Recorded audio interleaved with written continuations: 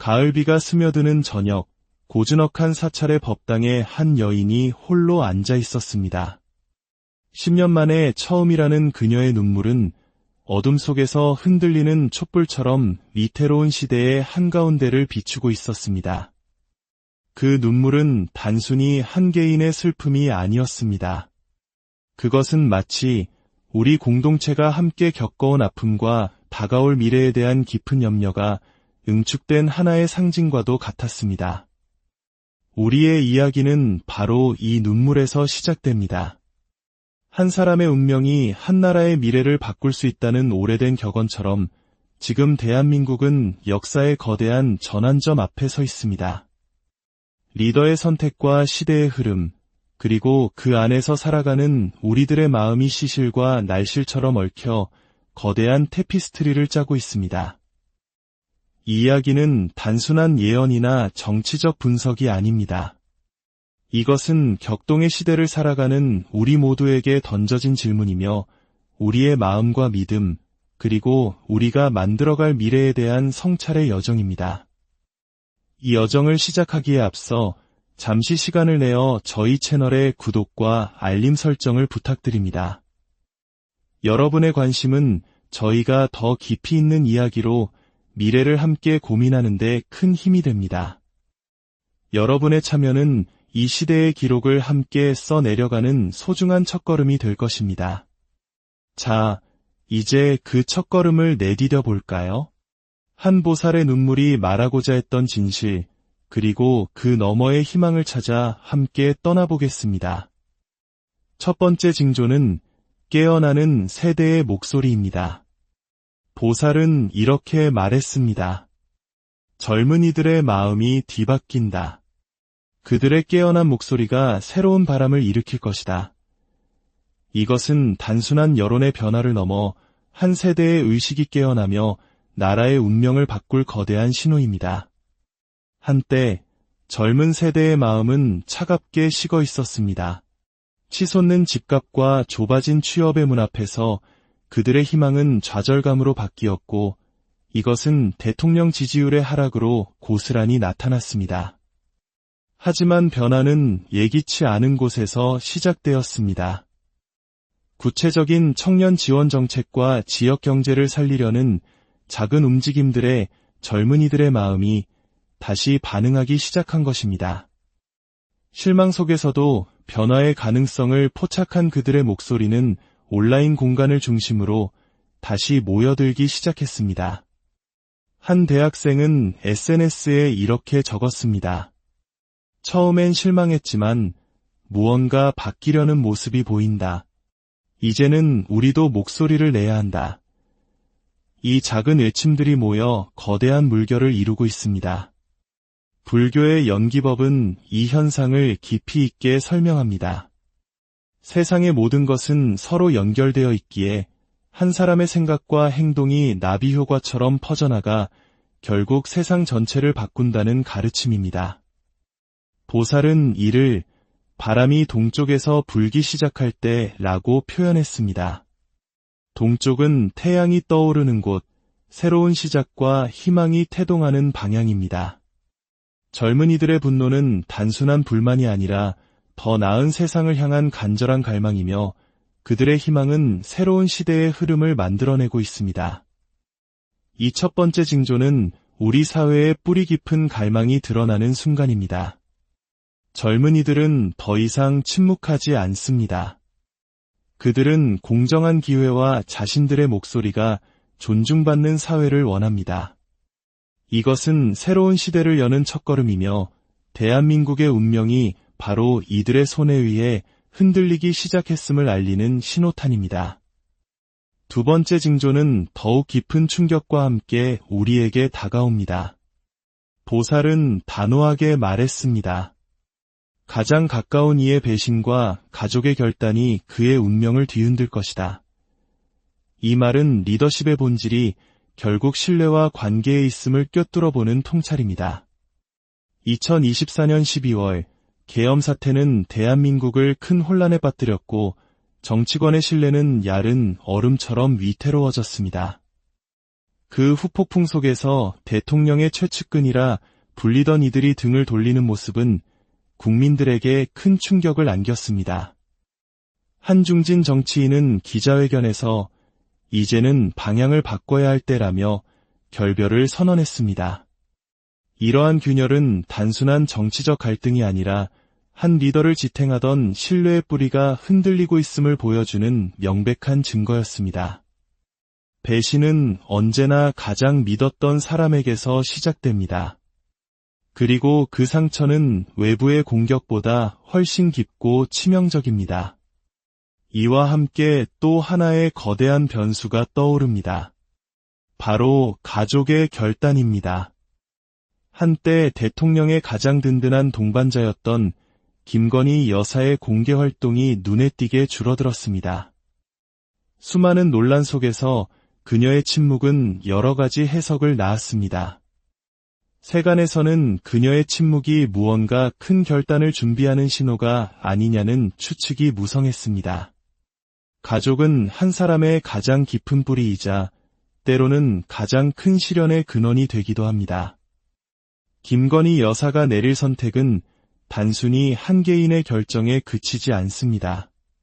그 선택이 대통령의 운명을 어떻게 바꿀지, 나아가 국정의 흐름에 어떤 파장을 일으킬지 우리는 주목해야 합니다. 선종의 가르침은 이 상황을 마음의 그림자가 외부를 비춘다고 설명합니다. 리더 주변의 균열은 외부의 적 때문이 아니라 내부의 신뢰가 무너질 때 생겨납니다.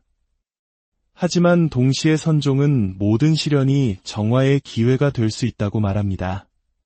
가장 가까운 이들의 배신과 가족의 결단이라는 시련 속에서 리더는 자신을 돌아보고 새로운 길을 모색할 기회를 얻을 수도 있습니다.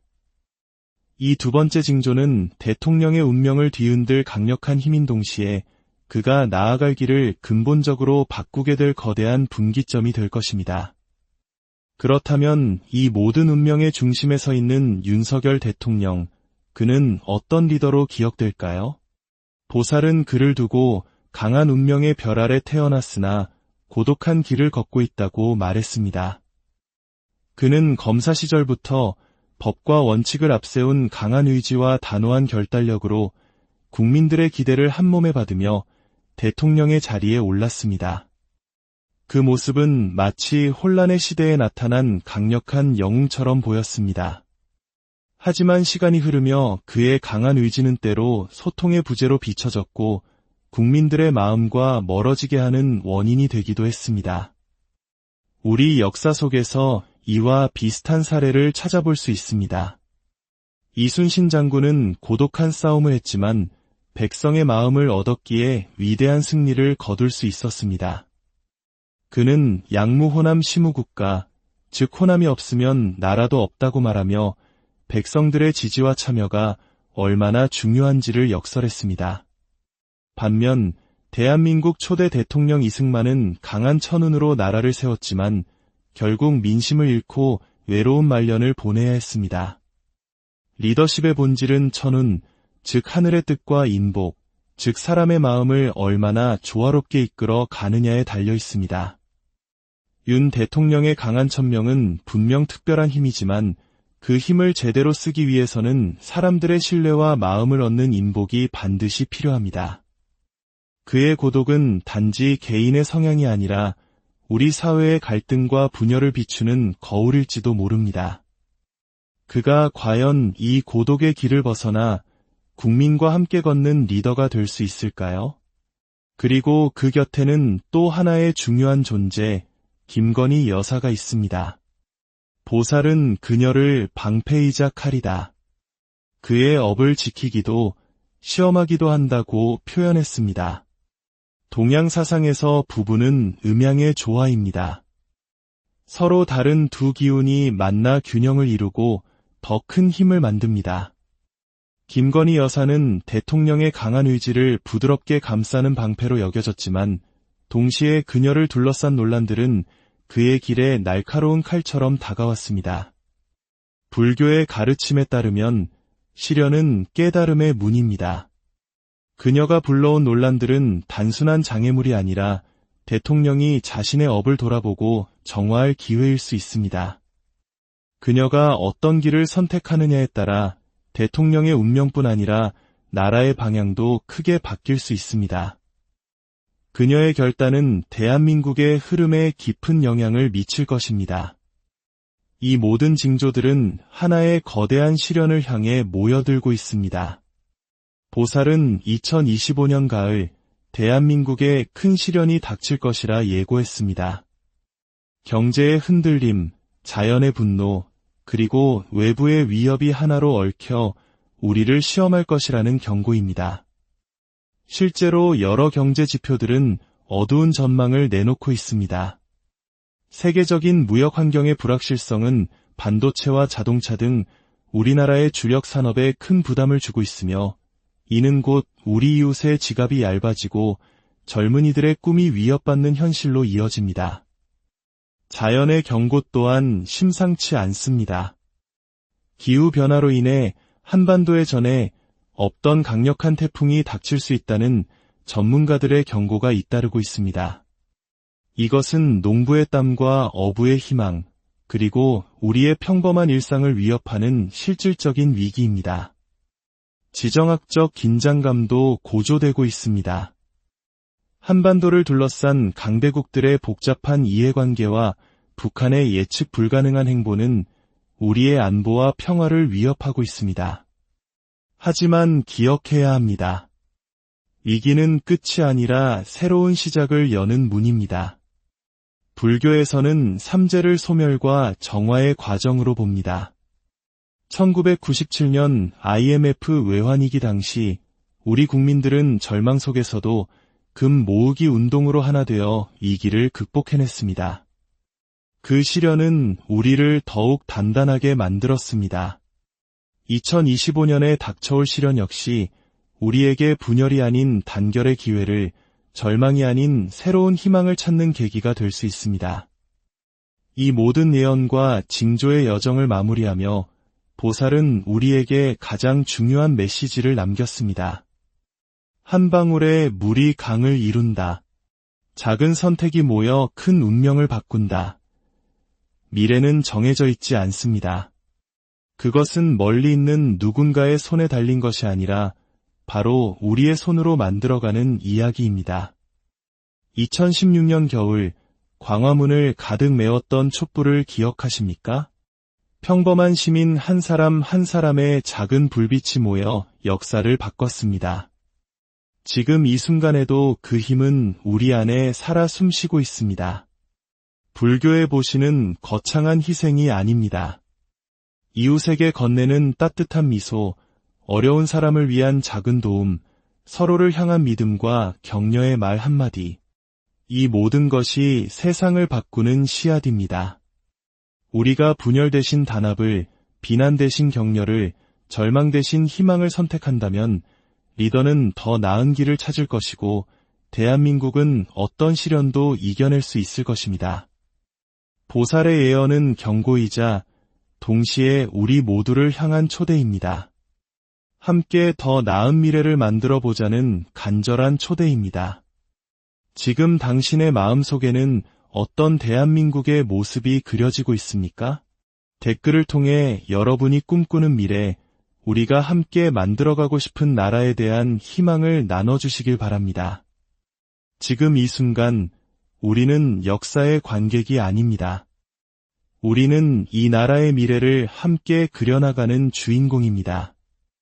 우리의 작은 선택으로 새로운 시작을